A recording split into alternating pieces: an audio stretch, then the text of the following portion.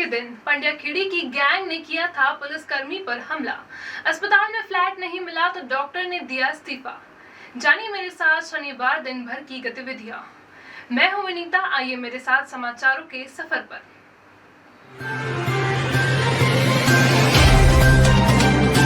Corona की तीसरी लहर के शोर और खौफ के बीच उज्जैन जिले में वैक्सीनेशन ड्राइव पटरी से उतर गई है।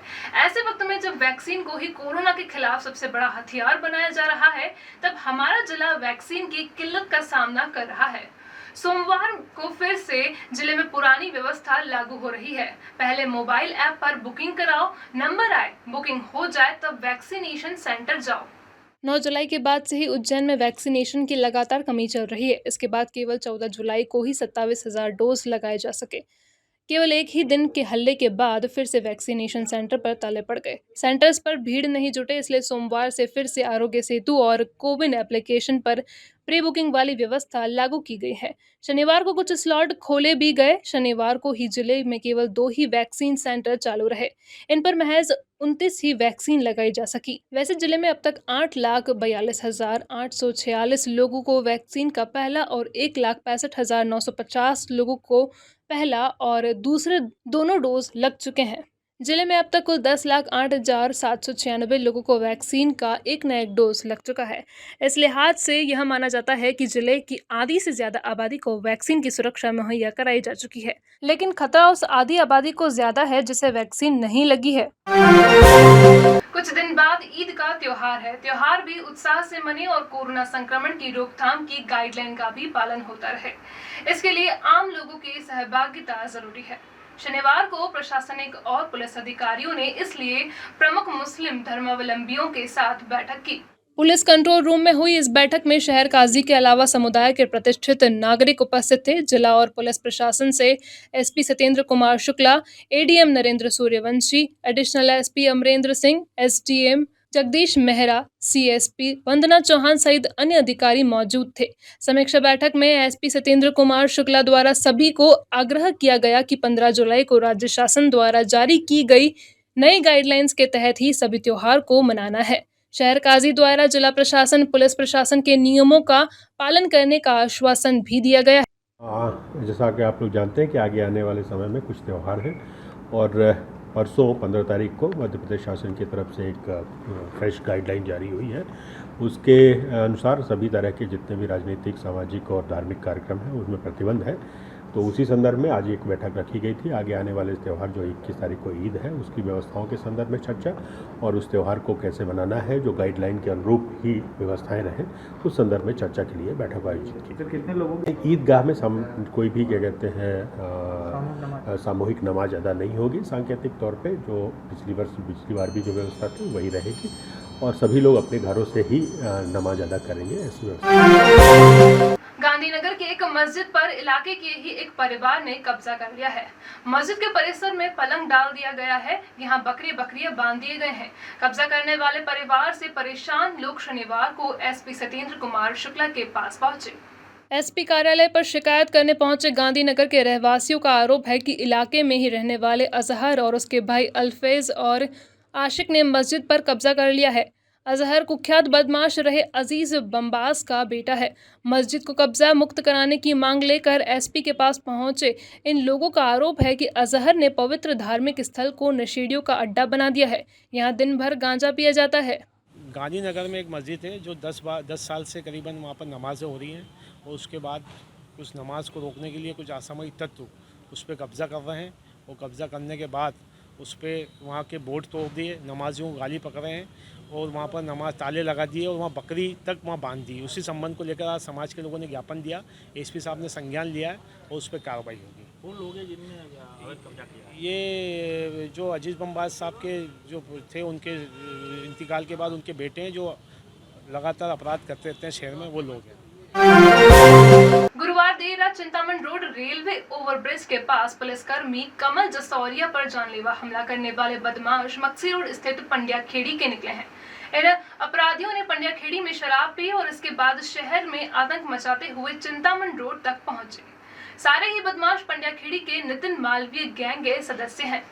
पुलिसकर्मी कमल जसौरिया पर हमला करने के मामले में गुरुवार रात ही पुलिस ने पंड्याखेड़ी के रहने वाले राहुल काला और रघुवीर गोलू ऋषभ ठाकुर को गिरफ्तार किया है। इनके 2 साथियों की तलाश जारी है। राहुल काला के भाई अनुराग ने भी 12 जुलाई को इंदौर रोड के एक ढाबे पर उत्पात मचाया था। इस दौरान अनुराग और उसके साथियों ने नानाखेड़ा थाने के पुलिसकर्मी मुकेश चौहान की वर्दी भी फाड़ दी थी। चिंतामण थाना प्रभारी जीवन भिंडोरे के मुताबिक राहुल, रघुवीर, अनुराग और इन लोगों के साथी पंड्याखेड़ी इलाके में पनप रही नई गैंग के सदस्य हैं। नितिन इनकी गैंग का लीडर है। हाँ, निश्चित तौर पे अभी जो लॉकडाउन खुलने के बाद कई सारे जो नए लड़के हैं उनमें इस तरह की गतिविधियाँ बढ़ी हैं और जो नशे की जो प्रवृत्ति है ये निश्चित तौर पे खतरनाक है। उसके संदर्भ में पहले भी एक जन जागरूकता अभियान पुलिस की तरफ से चलाया गया था, पुनः चलाएंगे, लेकिन नई जो पीढ़ी है वो अपराध की ओर अग्रसर ना हो, इसके लिए समाज के सभी लोगों को सामने आना पड़ेगा।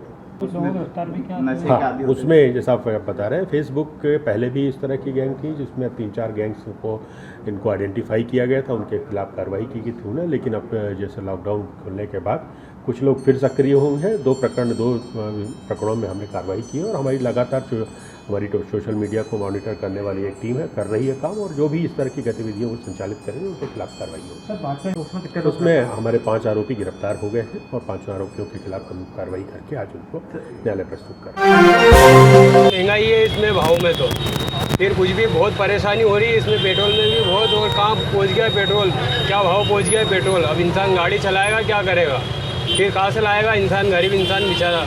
फिर पहले कितनी परेशानी है, पहले काम धंधे है नहीं, सब चीज़ बंद है अभी, और जो खुला है तो उसमें पेट्रोल कहाँ 160 108 चल गया है। फिर इससे आपको क्या फर्क पड़ रहा है ये बताओ। नुकसान है हमारा, बहुत नुकसान है। रोज क्या तेल सब्जी वगैरह सब हर चीज़ में ऑफर आती है, गरीब इंसान क्या करेगा। बढ़ती महंगाई और पेट्रोल डीजल के आसमान छूते भावों के खिलाफ युवक कांग्रेस ने हस्ताक्षर अभियान की शुरुआत की है। शनिवार सुबह कंठाल चौराहे पर युवक कांग्रेस कार्यकर्ताओं ने दुकानदारों और यहां चलते राहगीरों से हस्ताक्षर करवाए। युवक कांग्रेस का यहां आंदोलन उज्जैन उत्तर विधानसभा के अध्यक्ष दीपेश जैन की अगुवाई में किया गया था। मुर्दाबाद मुर्दाबाद, लगाओ भैया लगाओ। नरेंद्र मोदी मुर्दाबाद मुर्दाबाद मुर्दाबाद, नरेंद्र मोदी मुर्दाबाद मुर्दाबाद मुर्दाबाद। बढ़ती पेट्रोल डीजल का दाम कम करो, कम करो, कम करो। बढ़ती महंगाई कम करो, कम करो, कम करो। आज केंद्र और राज्य की सरकार है, शिवराज और मोदी सरकार द्वारा बेतिहा महंगाई बढ़े कोरोना काल को देखते हुए पेट्रोल डीजल रसोई गैस बिजली के बिल खाद तेल और अनेकों चीज़ दूध तक के भाव बढ़ गए। आज आम जन का जीना दुश्वार हो गया है, घर का बजट बिगड़ चुका है, लोगों को पेट्रोल डीजल के कारण बहुत ज़्यादा दिक्कतें आ रही है।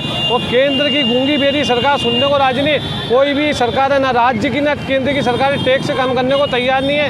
इस वजह से हम आम जन में आक्रोश है, उसके लिए आज हस्ताक्षर अभियान कर रहे हैं। इसके बाद चरणबद्ध आंदोलन किया जाएगा, मोदी जी और शिवराज जी का पुतला जलाया जाएगा, साइकिल रैली ली जाएगा, पेट्रोल पंप पर ताले लगाए जाएंगे, धीरे धीरे आंदोलन उग्र करेंगे। केंद्र की मोदी सरकार और प्रदेश की शिवराज सरकार पेट्रोल डीजल रसोई गैस और बढ़ती हुई महंगाई के विरोध में आज युवा कांग्रेस ने हस्ताक्षर अभियान का प्रोग्राम कंठाल चौराहे पर करवाया है, जिसमें आप देख रहे हैं कि आमजन बहुत ज़्यादा परेशान है। उनकी परेशानी को देखते हुए आज हस्ताक्षर अभियान का प्रोग्राम हमने किया है और इस केंद्र की और प्रदेश सरकार को राष्ट्रपति से हम मांग करते हैं कि बर्खास्त कर रही है। इसी के साथ साथ पेट्रोल डीजल की कीमतें इतनी बढ़ गई है कि बेतहाशा वृद्धि के कारण आम जनता बहुत परेशान है। इसके बाद साइकिल रैली और उग्र आंदोलन की ओर जाएंगे, नरेंद्र मोदी का पुतला भी जलाएंगे। चरक भवन के पीछे बने F और G टाइप के 36 फ्लैट के आवंटन का मुद्दा फिर से गर्मा गया है। इस बार जिला अस्पताल में पदस्थ डॉक्टर अजय दिवाकर ने डॉक्टर्स के लिए तय फ्लैट आवंटन की सूची पर आपत्ति लेकर अपने इस्तीफे की ही पेशकश कर डाली है। डॉक्टर अजय दिवाकर के पास जिला अस्पताल में पहले से ही सरकारी क्वार्टर आवंटित है, लेकिन यह जर्जर हालत में है और यहाँ जहरीले जानवर निकलते रहते हैं। इसी वजह से सर्जन डॉक्टर दिवाकर चाहते थे कि उन्हें नई मल्टियों में से फ्लैट मिल जाए। इसके लिए उन्होंने बकायदा आवेदन भी किया। अपर कलेक्टर अवी प्रसाद की अध्यक्षता वाली फ्लैट आवंटन समिति ने शुक्रवार को अंतिम रूप से 13 डॉक्टर्स को फ्लैट आवंटन की सूची जारी की है। इसमें डॉक्टर दिवाकर का नाम नहीं है। सूची में नाम शामिल नहीं होने की वजह से डॉक्टर अजय दिवाकर इतना नाराज हो गए कि उन्होंने सिविल सर्जन को अपना इस्तीफा ही भेज दिया। अपर कलेक्टर रवि प्रसाद का कहना है कि जिन लोगों के पास पहले से क्वार्टर आवंटित है, उन्हें नए फ्लैट नहीं दिए जा सकते हैं। इसी वजह से उनका नाम आवेदन से खारिज किया गया है। लगभग मुझे यहाँ पर 4 से 5 वर्ष हो चुके हैं और मकान जो है जर्जर हालत में है।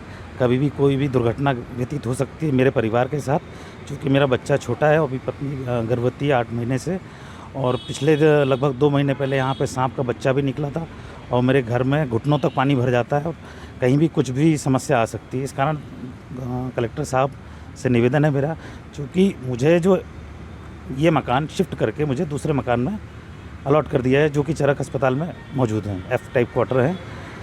और चूँकि मैं 24 घंटे यहाँ पे ड्यूटी पे कर रहता हूँ, चरक में भी ड्यूटी करता हूँ, इमरजेंसी करता हूँ, कॉल करता हूँ, पोस्टमार्टम भी करता हूँ, और रात्रि में भी किसी को कोई ज़रूरत होती है, सिविल सर्जन या CMHO या किसी का फ़ोन आता है कि कैंपस में रहता हूँ, कभी भी जाके आप तुरंत संभालिए, तो मैं 24 आवर यहाँ अवेलेबल रहता हूँ।